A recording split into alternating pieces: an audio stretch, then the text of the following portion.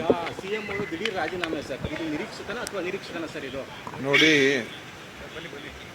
ಈ ವಿಷಯದ ಬಗ್ಗೆ ನೀವು ಹಿಂದೆ ಎಲ್ಲ 3 ವರ್ಷ ಇದನ್ನೇ ಕೇಳ್ತಾ ಇದ್ರಿ ಅಲ್ವಾ? ಈಗ ನೀವು ದಿಢೀರ್ ಅಂತ ಅದೊಂದು ಶುರು ಮಾಡಿದ್ದೀರಾ. ದಿಢೀರು ಅಲ್ಲ, ಏನೂ ಅಲ್ಲ, ಇದು ಒಂದು ರೀತಿ ಒಂದು ಪ್ರಕ್ರಿಯೆ. ನಮ್ಮ ಹೈಕಮಾಂಡ್ ಅವರು ಈಗ ಹಿಂದೆನೂ ಕೂಡ ಸಿ ಎಮ್ ಅವರು ಹೇಳ್ತಾಯಿದ್ರು, ಹೈಕಮಾಂಡ್ ಅವರು ಯಾವಾಗ ಹೇಳ್ತಾರೆ ಆವಾಗ ನಾನು ಅವರ ತೀರ್ಮಾನದ ಪ್ರಕಾರ ನಡ್ಕೊಳ್ತೀನಿ ಅಂತ ಮುಖ್ಯಮಂತ್ರಿ ಅವತ್ತಿಂದ ಹೇಳ್ತಾಯಿದ್ರು.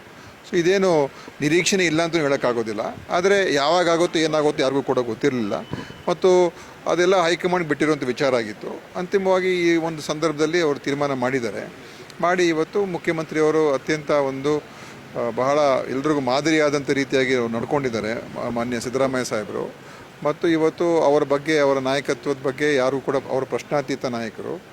ಇವತ್ತು ಒಂದು ಹೊಸ ಒಂದು ವ್ಯವಸ್ಥೆ ತರಬೇಕು ಅಂತ ಕೇಂದ್ರದ ವರಿಷ್ಠರು ತೀರ್ಮಾನ ಮಾಡಿದಾಗ ಅದಕ್ಕೆ ಎಲ್ಲರೂ ಕೂಡ ಒಗ್ಗಟ್ಟಿನಿಂದಲೇ ನಾವು ಹೆಜ್ಜೆ ಇಡ್ತಾ ಇದ್ದೀವಿ. ಅದರಿಂದ ಇದೇನು ಬೇರೆ ಇನ್ನೇನು ಹೇಳೋಕ್ಕಾಗೋದಿಲ್ಲ ಈ ವಿಷಯದ ಬಗ್ಗೆ. ಏನು ನೋಡಪ್ಪ, ಅದರ ಬಗ್ಗೆ ಎಲ್ಲ ಈಗ ಚರ್ಚೆ ಬೇಡ. ಈಗ ಏನು ಮಾಡಬೇಕು ಎಲ್ಲವೂ ಕೂಡ ನಾವೆಲ್ಲರೂ ಒಪ್ಕೊಂಡು ಹೋಗುವಂಥ ವಿಷಯ ಇದು. ಆದ್ದರಿಂದ ಮುಂದೆ ಯಾರಾಗ್ತಾರೆ ಏನಾಗ್ತಾರೆ ಅದೆಲ್ಲ ನಮ್ಮ ವರಿಷ್ಠರು, ಅದರಲ್ಲಿ ಸಿದ್ದರಾಮಯ್ಯ ಸಾಹೇಬರು ಇರ್ತಾರೆ, ಹೊಸ ಮುಖ್ಯಮಂತ್ರಿ ಯಾರಾಗ್ತಾರೆ ಅವರು ಕೂತ್ಕೊಳ್ತಾರೆ, ಮತ್ತು ನಮ್ಮೆಲ್ಲ ಪಕ್ಷದ ಸೀನಿಯರ್ಸ್ ಎಲ್ಲ ಇರ್ತಾರೆ, ಅವರೆಲ್ಲ ಕೂತ್ಕೊಂಡು ತೀರ್ಮಾನ ಮಾಡ್ತಾರೆ. ಅದ್ರ ಪ್ರಕಾರ ಆಗ್ತದೆ.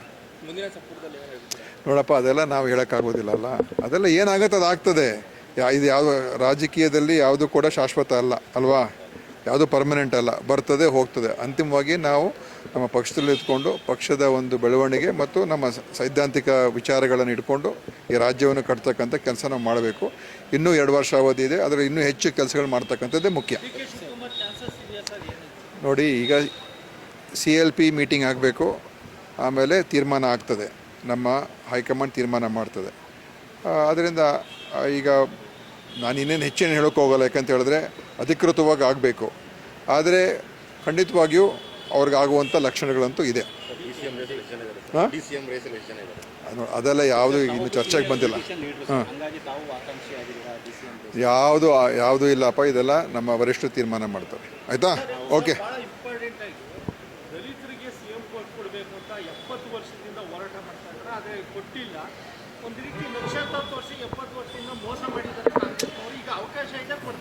ನೋಡಿ, ಅವಕಾಶ ಇರೋದು ಬಿಡೋದು ಅವೆಲ್ಲ ನೋಡಿ ಏನೇನಾಗಬೇಕಾಗ್ತದೆ. ಆದರೆ ಮುಖ್ಯವಾಗಿರುವಂಥದ್ದು ನಾವು ಆ ಜನರ ಪರವಾಗಿ ಕೆಲಸ ಮಾಡಬೇಕು. ಅವರ ಒಂದು ಏಳಿಗೆಗೋಸ್ಕರ ಎಲ್ಲ ರೀತಿಯ ಕಾರ್ಯಕ್ರಮ ಕೊಟ್ಟಿರುವಂಥದ್ದೇ ಕಾಂಗ್ರೆಸ್ಸು. ಬೇರೆ ಪಕ್ಷದ ಸರ್ಕಾರಗಳು ಯಾವತ್ತೂ ಕೂಡ ರಾಜಕೀಯ ಅಧಿಕಾರ ಕೂಡ ಇವತ್ತು ನಮ್ಮ ರಾಷ್ಟ್ರದ ಅಧ್ಯಕ್ಷರೇ ಖರ್ಗೆ ಸಾಹೇಬರು, ಕಾಂಗ್ರೆಸ್ಸಿನ ರಾಷ್ಟ್ರದ ಅಧ್ಯಕ್ಷರೇ ಖರ್ಗೆ ಸಾಹೇಬರು. ಆಯಿತಾ?